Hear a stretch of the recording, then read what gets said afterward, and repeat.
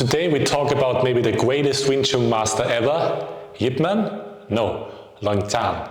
Leung Chan was also known as the king of Wing Chun, and there are many movies about him.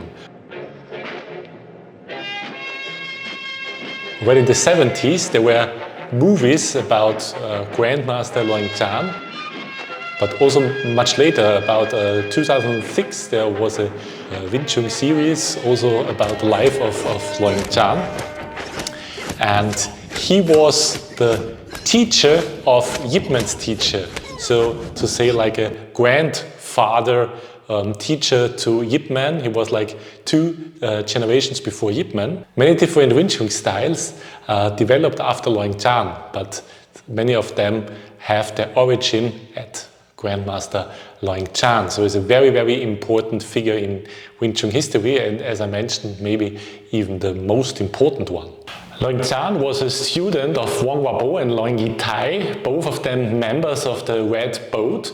And Leung Chan was like the first generation after the Red Boat. So many people say that important part of the development of Wing Chun at this certain point was already finished, and that Wing Chun maybe looked a little bit more the way we know it nowadays. There are also stories about certain connections from Leung Chan to Chinese secret societies, such as the Heaven and Earth Society. So this is also a very interesting topic, the connection between Wing Chun and secret societies, but I don't want to talk too much about this in this video. But again, important about Leung Chan was that he was like the first generation after the Red Boat.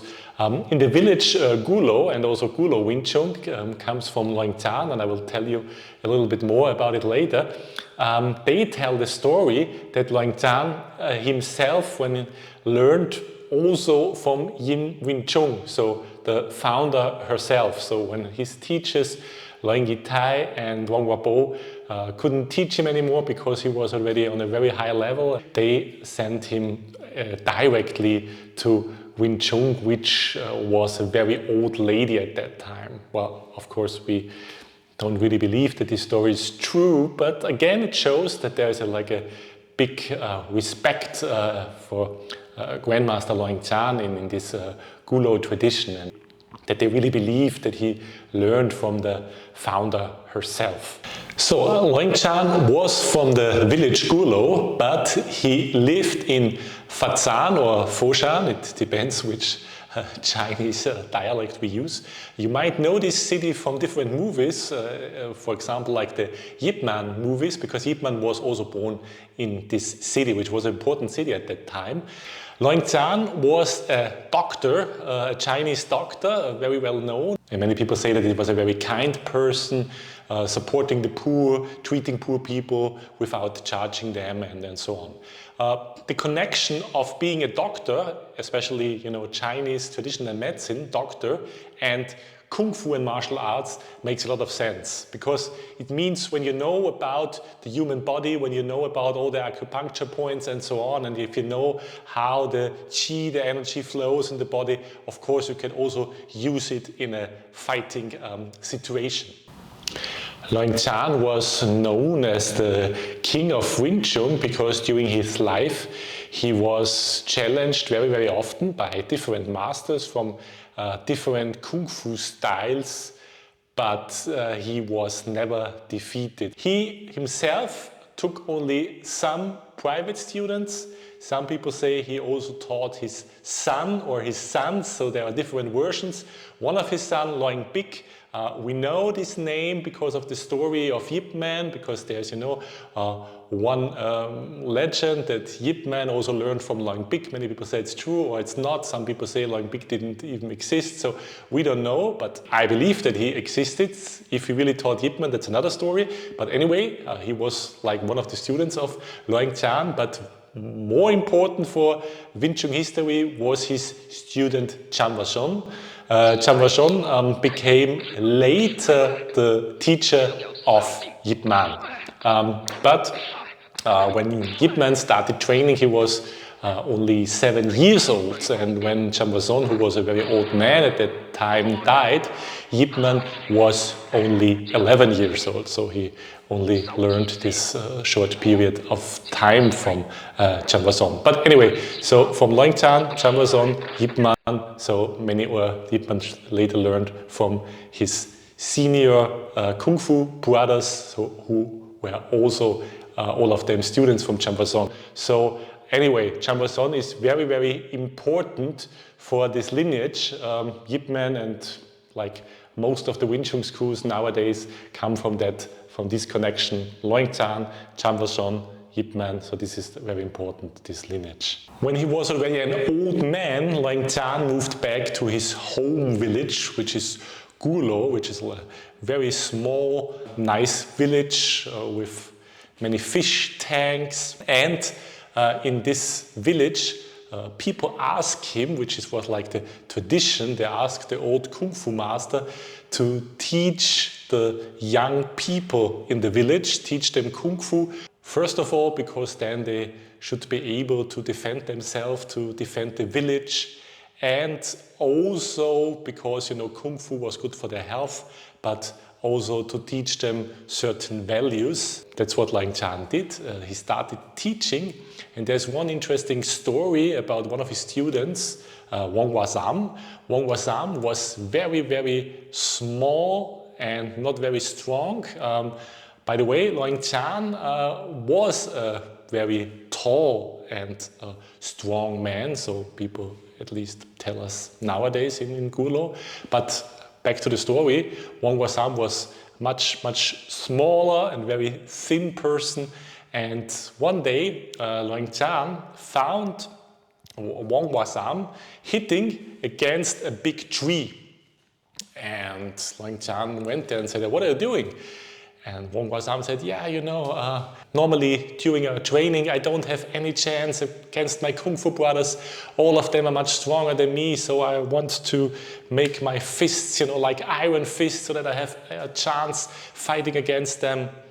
But then Leung Chan said, "No, this is the wrong way. You must find another way. You must find a soft approach how to fight." And this was the starting point of the Gulo Wing Chun, which is a different kind of Wing Chun, a very soft Wing Chun. Some people, especially in Gulo, say that this is like the original woman style, coming back from the founder Yim Wing Chun. It's also known as Pinsan Wing Chun because it's side body, because it leads the attack very much force to emptiness. When we first came to Gulo in 2010, together with my wife Angelica, it was still a very nice, small Chinese village, It was the kind of village one can imagine it maybe looked already the same 100 or 200 years earlier.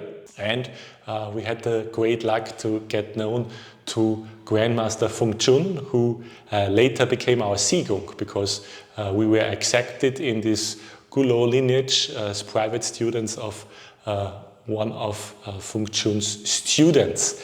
And the really fascinating thing was that Feng Chun was a student of this Wah Shun I was talking about before.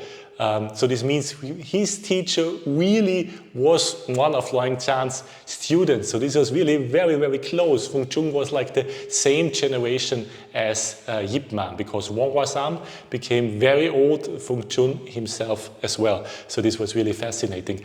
And as I told you before, the village at that time, very nice, traditional Chinese village. And then, only some years later, I think it was 2014, if I remember correctly, the village was gone. It was completely gone, and there was only now a theme park, which reminds me a little more to Disney World. It was, because of the legend, home of the legend, Leung Chan. Here's a picture of Leung Chan's house, how it looked before, and now how it looks nowadays. In Gulo Village, there's also one interesting story about how Leung Chan died. During his life, he had a lot of, as I told you already, many fights, many challenges, And some of his opponents also died during those fights. And one son of one of those opponents who died in the fight wanted to take revenge from Leung Chan. And one day Leung Chan went to a tea house, and this son worked there as a waiter. When Leung Chan asked for tea, he took the cup and held it like this with both hands.